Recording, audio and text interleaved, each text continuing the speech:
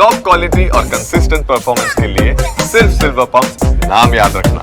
तो सोनमे हाल तो गुनो कबूली લીધો છે, પતિની હત્યા પોતે જ કરી છે તે પ્રકારનો સ્વીકાર તેણે કરી લીધો છે, પરંતુ પ્લાન બી શું હોઈ શકે તેની પણ થોડી વિગતો છે આપના સુધી પહોંચાડવી છે। ખાસ તો શાતિર સોનમનો પ્લાન બી, પતિ રાજાને કોઈ પણ ભોગે મારવા માંગતી હતી સોનમ। એક ષડયંત્ર રચવામાં આવ્યું હતું, જો એ સક્સેસફુલ નથી થતું તો પ્લાન બી પણ ઘડીને રાખ્યો હતો, કેમ કે કોઈ પણ ભોગે તેને જે રાજા નામનો તેનો પતિ જે કાંટો લાગતો હતો તેને પોતાના રસ્તા પરથી હટાવવો હતો। સોપારી કિલર્સ ન મારી શકે તો પ્લાન બી પણ તૈયાર રાખ્યો હતો। પહેલો પ્લાન ઘડી રાખ્યો હતો, પરંતુ જો એ સક્સેસફુલ નથી જતો તો પછી પ્લાન બી શું હોઈ શકે તેનું પણ સોનમે આખું ષડયંત્ર રચી કાઢ્યું હતું। પ્લાન બી મુજબ સોનમ રાજાને ઊંચા પોઈન્ટ પર લઈ જવાની હતી। તેઓ હનીમૂન પર ગયા હતા શિલોંગ, અને ત્યાં એવા પોઈન્ટ પર તેને લઈ જવા માંગતી હતી કે જ્યાંથી જો તેને ધક્કો પણ મારે તો રાજાનો જીવ ન બચી શકે। કંઈક આ પ્રકારનો પણ તેનો પ્લાન બી હતો। ઊંચા પોઈન્ટ પર સેલ્ફી લેતી વખતે રાજાને ધક્કો મારવાની હતી સોનમ।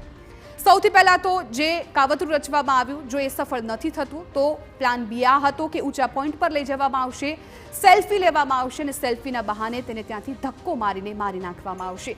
રાજાના મોતને અકસ્માતમાં ખપાવવાનો પણ સોનમનો ઈરાદો હતો। જો આ પ્લાન સફળ નથી થતો તો પછી અકસ્માતે મોત જાહેર કરવાની પણ તેની પ્લાન કરી રહી હતી।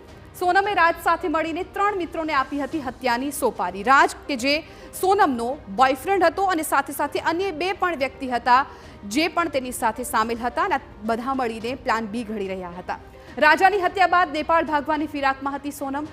આ પ્લાન પણ તેણે ઘડીને રાખ્યો હતો કે એક વખત રાજાની હત્યા થઈ જાય, મર્ડર થઈ જાય, ત્યારબાદ તે નેપાળ ભાગી જશે। રાજા રઘુવંશીની હત્યામાં હવાલા કનેક્શનનો પણ ઘટસ્ફોટ થયો છે।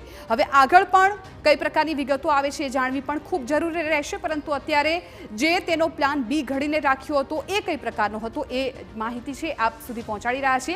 રાજ કુશવાહાના રાજના ફોનમાં હવાલા તરીકે અપાયેલી ચલણી નોટના ફોટા પણ મળી આવ્યા છે।